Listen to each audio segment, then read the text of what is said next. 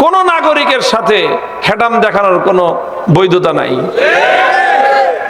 কারণ বেটা তুই যে টাকা খাস ওই টাকার মধ্যে একটা ফকিরের পয়সা আছে, ওই টাকার মধ্যে আমার পয়সা আছে। হ্যাঁ, বেসরকারি চাকরি যারা করে তারা মাঝে মাঝে হেডাম দেখাইতে পারে। সরকারি চাকরি যারা করে তারা বুঝে না, বা বুঝলেও না বুঝার ভান ধরে, এই জন্য ভাব দেখায়। তুমি কারটা খায় ভাব দেখাও? তোমরা ভাব দেখাইবা না। তুমি সরকারি চাকরি করো মানে হলো তুমি জাতীয় সার্ভেন্ট, সরকারের চাকর। দেশের মানুষের সেবা দেওয়ার জন্য তোমাকে রাখা হয়েছে, এই জন্য সবার পয়সা দিয়ে তোমাকে বেতন দেওয়া হয়। ভাব ধরা ঠিক না। তোমার বেতন যেটা দেওয়া হয়, এই যে মন্ত্রীরা গাড়ি হাঁকায়, এমপিরা গাড়ি হাঁকায়, সরকারি খরচ দেয়। এমপি মন্ত্রীরা কোনো শহরে গেলে সেখানে সরকারি খরচে থাকা খাওয়ার ব্যবস্থা হয়। এই যে ব্যবস্থা যে হইলো, সরকারি টাকা পাইলো কোথায়? এই সরকার জনগণের টাকা দিয়ে এমপি মন্ত্রীদের খরচ দেয়। এমপিদেরকে প্রত্যেক মাসে বেতন দেয়, থাকার বাসা দেয়, সেই বাসার মধ্যে নানা রকম সার্ভিস দেয়, বহুত কিছু ফ্যাসিলিটিস দেয়। এই ফ্যাসিলিটিস আসে থেকে? ওই যে সরকারি ভান্ডার থেকে।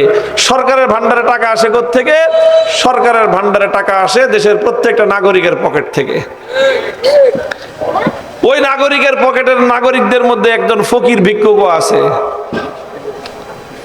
কাজেই সরকারি যারা সুযোগ সুবিধা ভোগ করে তাদের দেশের প্রতি অনেক বেশি দায় থাকতে হয়, জনগণের প্রতি তাদের অনেক দায় থাকতে হয়।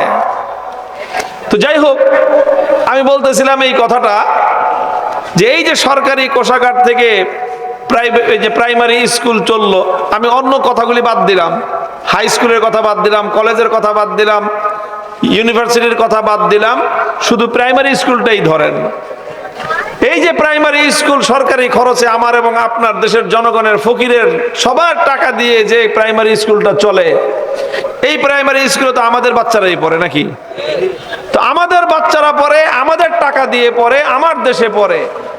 তো আমার এই বাচ্চাদের পড়াশোনা করার জন্য বাংলা টিচার আছে, ইংলিশ টিচার আছে, অঙ্কের টিচার আছে, ম্যাথমেটিক্সের টিচার আছে, তারপরে ইতিহাস ভূগোল এগুলো পড়ানোর জন্য এই সমস্ত টিচারও আছে।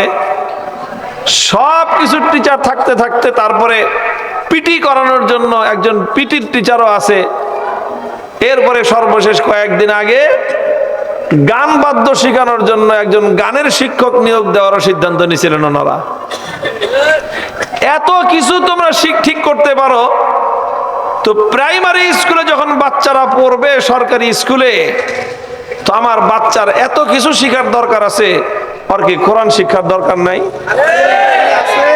কই, তোমরা তো সরকারি খরচে একটা প্রাইমারি স্কুলে একজন কোরআনের শিক্ষক নিয়োগ দিতে পারো নাই এখনো। এই জন্য আমি কি কথাটা বললাম, এখন আমাদের মুসলমানদের দেশগুলো যারা পরিচালনা করতেছে তারা সব কিছু চিন্তা করে, সব ফ্যাসিলিটির কথা চিন্তা করে, বাকি কাজ করুক কতটুকু করে আর চুরি কতটুকু করে সেটা তো ভিন্ন কথা, কিন্তু সব কিছুর কথা চিন্তা করে। শুধু চিন্তা করে না একটা জিনিস, সেটা হলো মুসলমানদের সন্তানরা কোরআন শিখবে কেমনে, ইসলাম শিখবে কেমনে, ওই চিন্তা তাদের মাথায় নাই। অথচ ইসলামের প্রথম যুগে কি দেখাইলাম আমি? খলিফা ওমর রাদিয়াল্লাহু আনহু একটা শহর গড়বেন, অত্যাধুনিক শহর তৈরি করা হবে।